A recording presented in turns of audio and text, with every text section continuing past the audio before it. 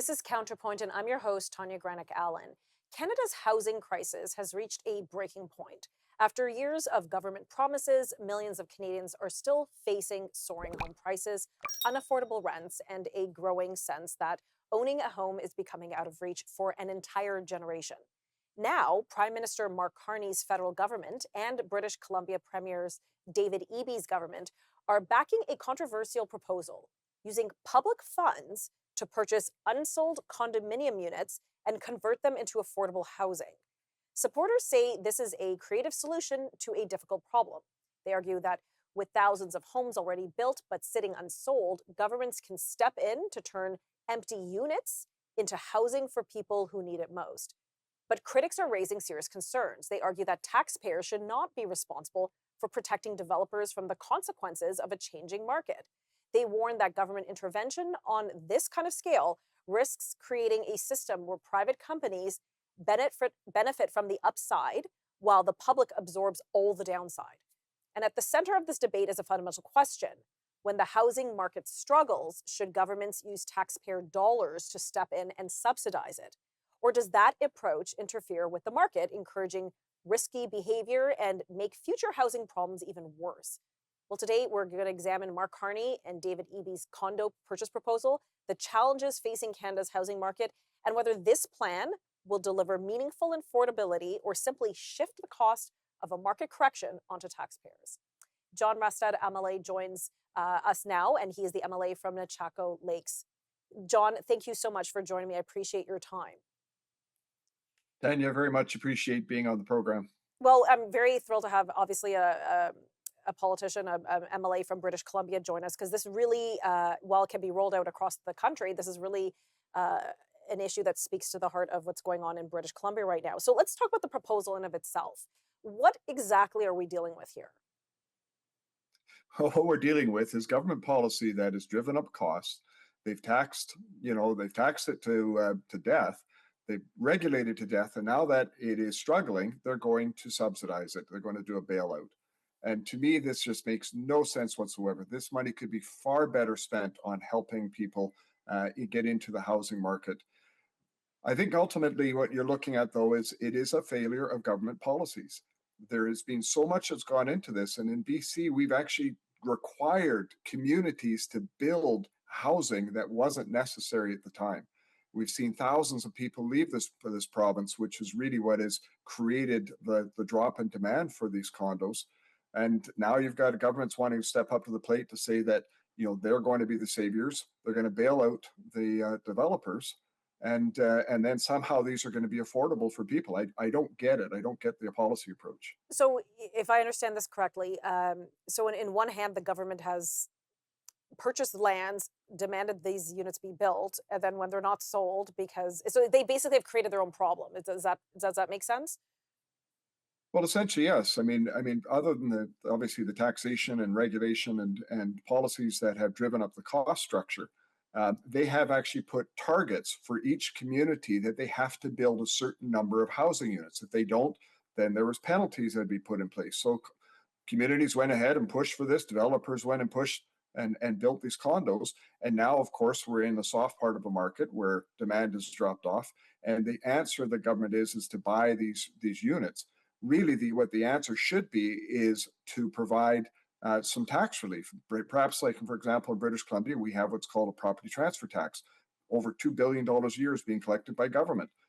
You could eliminate that and create demand for these condos rather than this process of subsidizing developers. And has this been done in other parts of the world, or is Canada an outlier in this circumstance? Well, anywhere we have a left-leaning government, the government has always tempted to step in and subsidize and do this type of approach. So this has been done before. It's always proven to be a failure in terms of policies, but governments feel they can do it better than they did it in the past. We're much better off if we're supporting a free market economy, getting government out of the way, reducing some of that tax burden, and allowing the market demand to actually start picking up. And what is the time? We only have about 20 seconds left before commercial, but what's the timeline to implement this policy? Well, I think there's still announcements yet to come here this fall. And so they haven't announced the details in terms of who will be bailed out and how the process is going to go. But anytime you got government stepping in to do this sort of thing, you know it's not going to end well. Okay, on that note, we're going to be right back from this commercial break. Stick around. Welcome back to Counterpoint. I'm joined by MLA John Rustad, who represents Nechako Lakes in British Columbia. We're discussing the Premier Eby from British Columbia and Prime Minister Mark Carney's condo buyout plan. What is this all about? Again, thank you for joining me again, MLA Rustad. So before the commercial break, you mentioned that a lot of people are leaving the province of British Columbia. Why is that? Well, we have policies in this province where people just can't see how they can build a life here. I was talking with one young lady who was paying over $3,000 in rent. She's a single mom. She is into e-commerce, and she can move to Calgary and live in a 4-bedroom house for $1,800 a month. And so when you look at it, it's people are looking at British Columbia saying, how do I build a life here? The cost structure is way too high, and the economy is struggling. We're not seeing the wages keeping pace with the costs that we have in this province. Over 70,000 people left just over the last couple of years, and we're seeing this year, once again, thousands of people leaving on a monthly basis. But yet that hasn't brought down the cost of housing or rent? Well, we have seen a reduction in rents, obviously, because demand is dropping off, and of course, we're seeing all these empty condominiums that people are not buying, and so there is a correction that is happening in the market. Prices are coming down somewhat. That's sort of the normal. That's sort of what should be happening. But what this government doesn't understand is it is the cost driver in housing. Between 35 and 45% of a new home is government costs, whether it's federal, provincial, or municipal. It's absolutely insane. And the politicians stand up and say, we want to address affordability, and yet it is them that is at the core of why things are unaffordable here in British Columbia. Well, I mean, the thought of governments purchasing all these housing and then I guess renting them out for subsidized housing, it's a little communistic. So it's a very interesting trajectory that the provincial government is on. Think of the Soviet Union. Well, yeah, I mean, these are socialist policies, right? Right, right. And it's the usual. Something is working, so what do? You tax it. And then it's still working, so you regulate it. And then it gets to the place where it's starting to fail, so now you subsidize it. And that is the typical socialist approach to a free market economy. And quite frankly, we're seeing the failures now because of this. Now, what about the recent court case? And I apologize, it escaped my mind for a moment, that suggested that most of, like, say, the Vancouver area in Richmond, BC, is actually not owned by private individuals. It's actually owned by Indigenous. Does that have any bearing or effect on why people are either living the province or simply not choosing not to buy or invest in real estate in British Columbia? It does have a factor, particularly in the area that is being impacted. And what it is it's called Aboriginal title or Indigenous title. It comes under Section 35 of our Constitution. There's a court case that found, called the Cowichan court case in Richmond, that found that Aboriginal title can exist underneath private property rights, which creates a huge problem because those two cannot coexist. And so this is a huge, huge issue for all of British Columbia. And quite frankly, it could be potentially be an issue for all of Canada, because so much of this could end up having this uncertainty about who is the actual land owners underneath the private property you have. And have the reduced immigration rates, because the federal government said they've clamped down on immigration, kind of slowed it down, has that had any bearing on the British Columbia housing market as well? Well, it has had a bearing in some aspects, but really, when you look at the stats in British Columbia, and particularly the polling in British Columbia, just the other year, it was close to half of the youth in this province are thinking about leaving British Columbia. And so that's not talking about new people coming in. That's talking about people that are looking at British Columbia thinking, I can't build a home here. I can't build a life here. How do I raise a family? And that is what the real challenge is here in British Columbia, is people have lost hope in being able to build a future in British Columbia under this NDP government. So if you were in charge, and you were close to being in charge. What are the say top 3 policies you'd like to see implemented that could change the course and get away from this condo buyout? We have about 30 seconds. So the first thing you would do is eliminate the property transfer tax. That adds between $30,000 and $50,000 per home. And so immediately that would create an opportunity for demand for people that are looking to get into the housing market. The next thing you do is you start looking at the development charges, particularly you also look at the what's called the step code, the building code, clean that up so you're driving down the cost. And I guess the last thing is create an economy, create an environment in British Columbia where people can succeed. That is what we need to be doing here. Okay, MLA Rustad, thank you so much for joining. We appreciate your time. We'll be right back.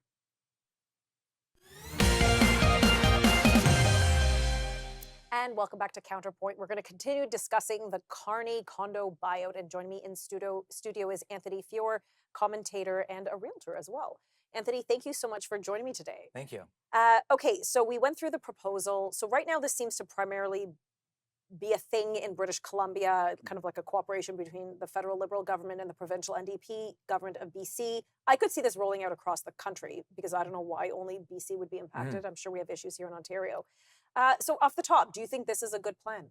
I think in theory it's good, and I've gotten a lot of criticism in circles for saying it's good, but there's clearly an affordable housing problem. There's a housing crisis on its own, and what do you do when there's a crisis? You have to solve the problem, and I don't see why. Like even in the GTHA, I'm sure there's going to be upwards of 10,000 plus units that are going to start sitting vacant. If there's people who have to get into housing and we can get them into that housing faster, decrease the supply, get developers to build more, increase that want of more supply, and actually have a conversation on what exactly it is the product people are looking for in this country, I think that this is a good way to start that conversation. Okay, but won't the market self-correct? If we suddenly have a large glut, like a supply in the market, won't then that naturally reduce the prices of the units, therefore making things more affordable for people to get into the market? That's my favorite question, because the market has been self-correcting. It's been self-correcting up to 35% so in why most do we need markets. the government? Pardon? Why does the government have to Because the housing is still unaffordable. This is the best part about this conversation is everybody says, well, the housing market's going to just correct itself. It's been correcting for 4 years, Okay. and people still can't get into homes. So I think the theory behind what they're trying to do is designate housing affordable, designate it to certain people. The word family is used too much. There are single people who live in this country that should have the right to buy a house. There are, are we still allowed to call them dinks, double income, no kids? They should be able to buy a home. The majority of people now. Yeah, exactly, because having a family is expensive. There's single people. There's people who are working in minimum wage that need to be able to access the housing market. And the only really thing we know about this policy is the word, I've only read rent to own. So rent to own, I think, is a good government policy because that way that there could be some cost recuperated potentially back to taxpayers and the government essentially. Rent to own in the private sector is a complete ripoff, and we can do a whole show on that. Well, no, let's talk about that. So Yeah. why can't we just let the private, like why does the government need to step in and become a landlord? Why can't the developers who have these units say, oh, you know what, I'm not able to move product. Why don't I try to rent them out? And then if there's not a demand or for their price point, they're going to naturally lower them. I still don't understand. Like, I can't concede the point that the market won't self-correct. Well, it has self-corrected, and the reason why they don't want to do that is because the vacancy rates have gone up. We've seen that in a lot of major cities. We've also gotten rid of a lot of people in the country. They've left.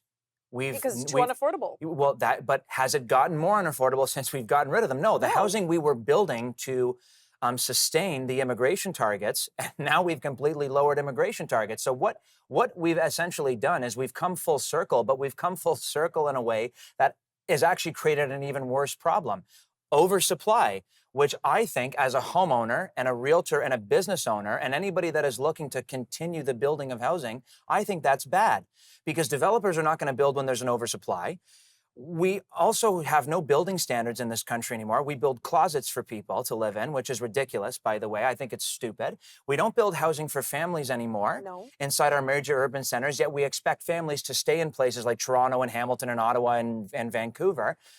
This needs to spark a real conversation of, yes, we've made mistakes with housing, but it has to correct the problem of what product are we building for Canadians, and do they want to purchase it? And that's why we're in this problem. But when you say we, I think of the builders, the developers. Like my dad was a builder. He built what the customer wanted. What do people want? Well, if families are looking for a home, then he would build a home. He's not going to build a shoebox condo. That being said, I appreciate that it had been unaffordable due to a variety of factors. One being obviously the high immigration rate. Of course, I certainly understand that. And why did they leave? They left because things were unaffordable. Well, we should all be happy, I think, for a moment. I don't know. I mean, I'm sad to see people finding the country unaffordable and having to leave. But, you know, for those who've been trying to edge in the market, like, here's your golden opportunity. I know you say it's still high, but maybe that's the cost if you live in like the Greater Toronto area. Now we're seeing all these smaller communities in various parts in say, British Columbia and Alberta and Ontario, where they're becoming more affordable. Toronto for me is a two-edged coin. One, it's unaffordable, but two, who wants to spend $600,000 on 700 square feet? You're leaving. It's not the product they want to buy. If a car company builds a car that breaks down all the time and doesn't work, it's not going to buy. But if a car company builds a product people want to purchase, they'll go to that car company. And that's where we are in this country. Okay, we're going to be back in just a few moments. Stick around. Welcome back to Counterpoint. We're unpacking the Carney condo bailout initiative that's happening as a partnership between the federal government and the provincial government of British Columbia. And joining me again in studio is Anthony Feor, a realtor, an occasional guest because he's a public or policy commentator. Sure. And you like this policy. I do. Because you're a communist. Oh, I'm just boy. joking. I know, I'm so mean. No, but seriously, Yeah. let's like step aside for a second. Yeah. This is the kind of policy that we had seen in various communist countries where things are owned by the government, socialized, owned, centrally controlled. How is this policy different? How does it not lend to that kind of behavior? So the policy hasn't been fleshed out yet, which is why it shouldn't have even been announced in the first place. Like, I shouldn't even be here talking about something that is not ironed out and fleshed out and studied, because the liberals, that's the liberals' their biggest crime on humanity is always miscommunication, and it's what usually tanks them in the polls. And I can say that because I feel like it. But at the end of the day, I would have fleshed this out a bit more, because there was an admission of miscommunication on the policy, which never really should have happened. I would not be going out and announcing a policy this delicate without having the finer details. So this is what I know about it. Rent to own, which was a big part of what was in the newspaper article and part of the press conference. So they're going to hold ownership until some portion of either the down payment or the actual equity is paid and owned by the person who does it. That's how it's supposed to work.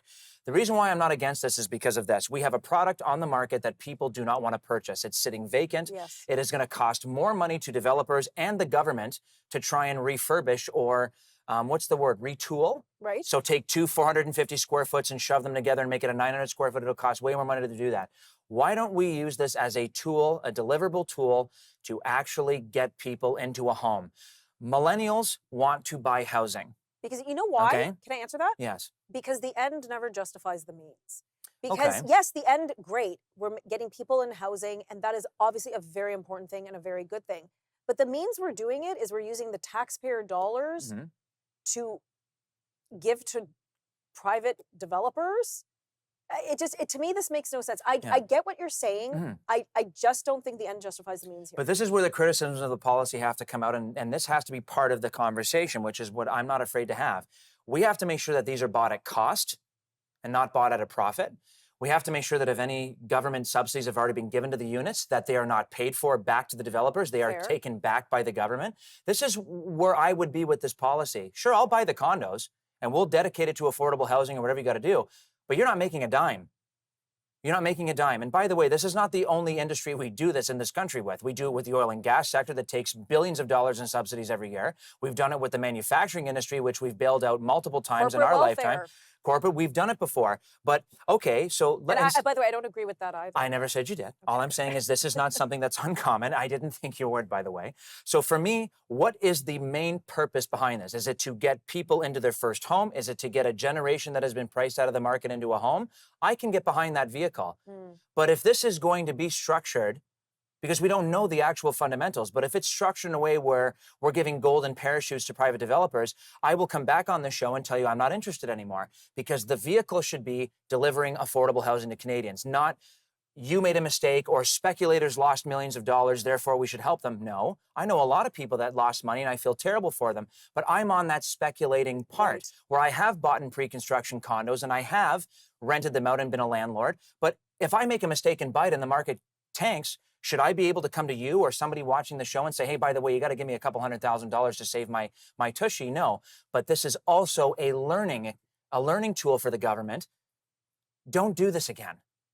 Meaning, don't let speculators drive the market. And the reason why I'm in favor of this is because this is not aimed at speculators. This is aimed at end users. Right. And that's the biggest problem we have in Canada is end users do not have a vehicle to buy housing because it's too unaffordable or it's a product that they do not want to purchase. But I guarantee you there are people in this country, particularly in British Columbia, Toronto, and our major urban centers that want to become homeowners. And if the 450 square foot closet or dog crate condo that the one guy calls it all the time makes me laugh, if that's what they're going to be eligible to purchase, if someone says no, there will be somebody that will say yes. Okay, we only have like 20 seconds left. Go ahead. Our previous guest said this is like an actual government-made problem because of all the taxes and levies and development costs. This is also what drives up the cost of development. What do you? He is correct, and I wish I had more than 5 seconds to answer the question. And there needs to be reform on how we structure housing prices in terms of municipal taxes, federal and provincial. We have tackled federal and provincial with the HST rebates. I think we need more time, though, to unpack this. Okay, we'll have you on back for that show. Anytime you want. Okay, great. And that's all the time we have for today. If you'd like to suggest a topic for the show, feel free to reach out via X at Granic Allen or via the News Forum website. Thanks for watching.